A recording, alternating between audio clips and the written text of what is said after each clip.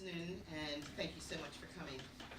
Today's press conference is to address the outstanding matter of an immigration appeal that has generated significant interest in the community. In late October, I received an appeal from the AME Church asking me, in my capacity as Minister for Immigration, to overturn a decision to not renew the work permit for Reverend Nicholas Genevieve Tweed, or Reverend Tweed as he is known locally.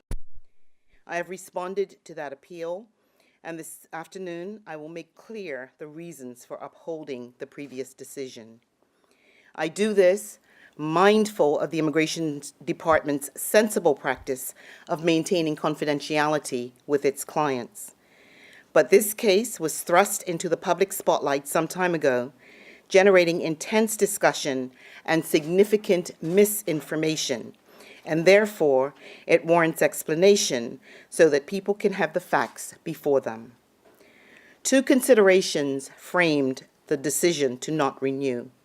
The first relates to the integrity of Bermuda's immigration policy, which has been developed and refined by successive governments since passage of the Bermuda Immigration and Protection Act in 1956. It is an act that exists first and foremost to protect Bermudians in the workplace. Rules, regulations, and oversights within the provisions of the act must apply consistently across the board for everyone.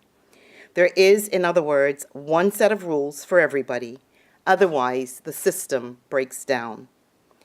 The second consideration relates to the two basic requirements for a work permit application. One, employers must advertise the position locally so that Bermudians can have a chance to apply. And two, the work permit applicant must submit accurate and complete information. The applicant failed to comply with these two basic requirements. The position was not advertised despite repeated requests by the department to do so, and the actual application was incomplete and contained inaccuracies. On the basis of these failures to fulfill the requirements of the immigration policy, the work permit application was rejected. And on the basis of the continuing failure to fulfill the requirements of the policy within the timelines set out by instruction of the department, I confirmed the decision. The details of my decision have been communicated to the parties involved. I do not intend to make that information public unless the parties themselves make a public call for clarity of the relevant facts. However, because significant misinformation has circulated in the public domain about this matter, I will take this opportunity to clarify how Bermuda's immigration policy applies in these circumstances. Ministerial involvement.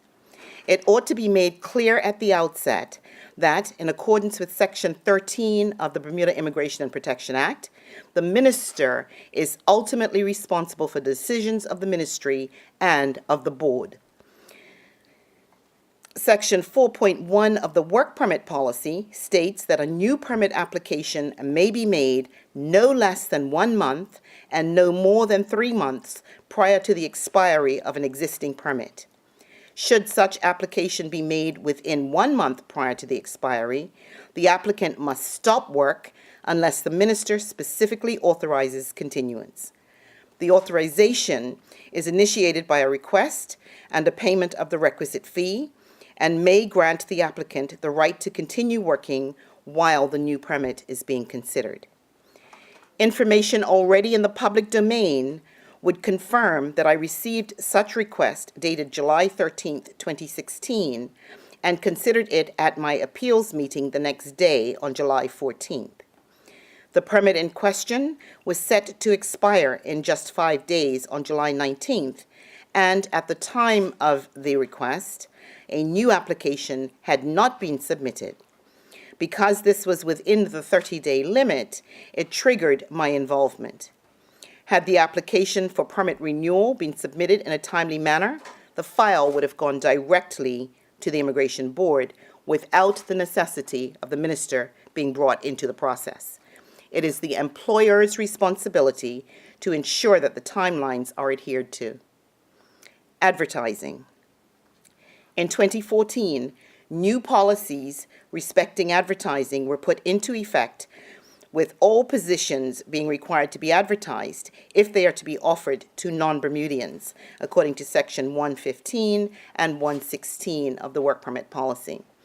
This policy, in short, applies to everyone, every individual, every company, every charity, every church.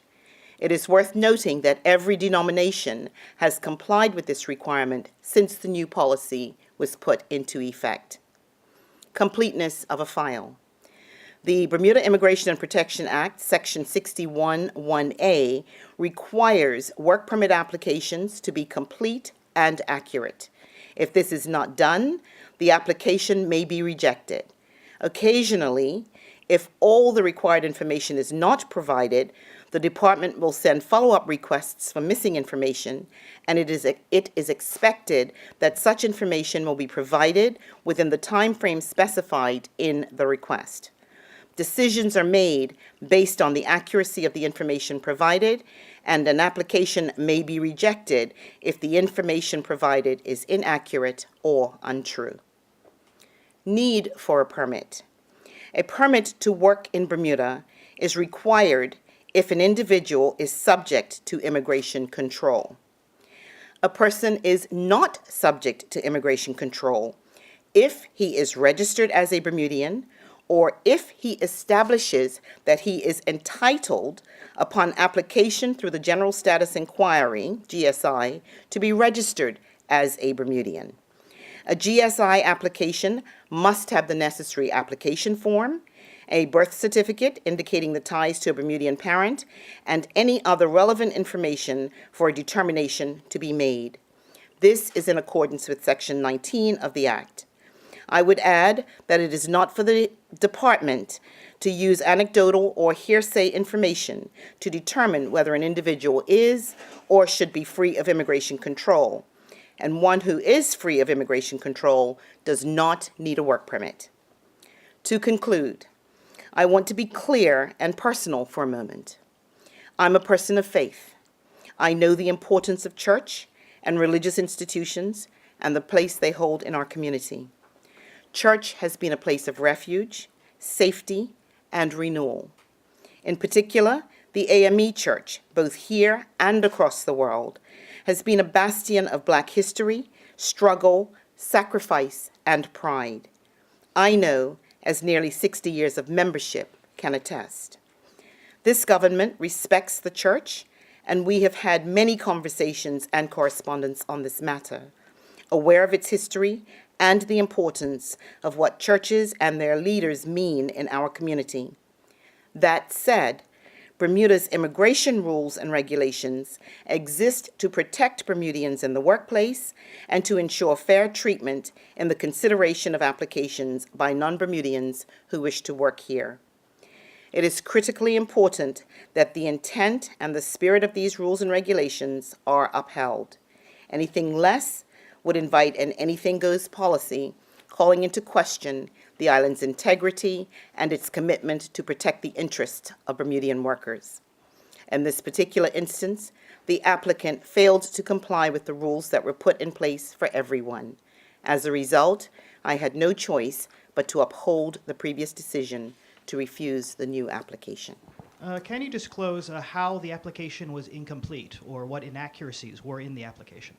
That information has been provided to the applicant, and they are aware of it. As I said, that the purpose of today is to highlight and outline what the procedures are. Could you tell us how much longer Reverend Tweed will be able to work on the island, or will he have to leave immediately? His work permit actually will come to an end as of this decision having been handed down. However, I will have conversations with his employer to ensure that there is as little disruption as possible in the transition process. Now, you said in your statement that every denomination has complied with the requirements since they were established in 2018. Does that include 2014. 2014. Does that include the AME Church? No, every other. All right. Now, obviously, there has been some criticism of the decision in the past with how this has been handled. Has Reverend Tweed's activism played any role in this decision? None at all. None at all. Are you concerned at all there's going to be a public backlash about this decision? I can only operate the department in accordance with the rules that obtain, and I cannot speak to how people might possibly respond to it.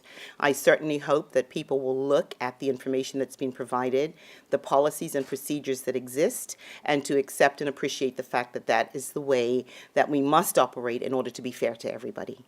Has there been any discussions within government about how this decision will affect the island moving forward when it comes to possible protests? That remains to be seen. Obviously, when one has something that is controversial, which is the reason why I thought I would just kind of get out in front of this, the decision was made, and I thought it was important to face the public, to effectively let them know that this decision has been made.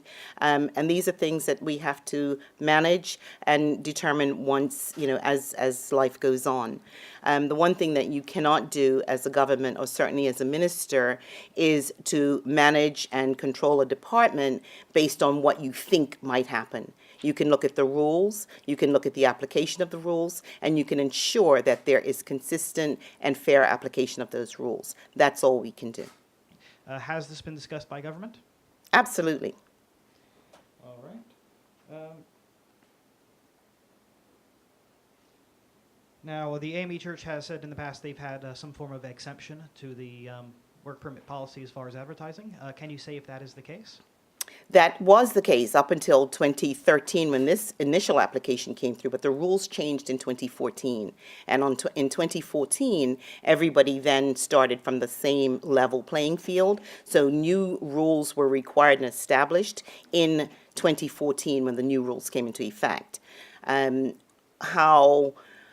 think that it's natural to push back to say, I didn't have to do this before, but the older system and procedures had been superseded by the new rules and regulations that came into effect in 2014. And this just happens to be the first case involving an AME church pastor since 2014? That's the first one that we've had an application for a foreign work permit for, yes, that is correct.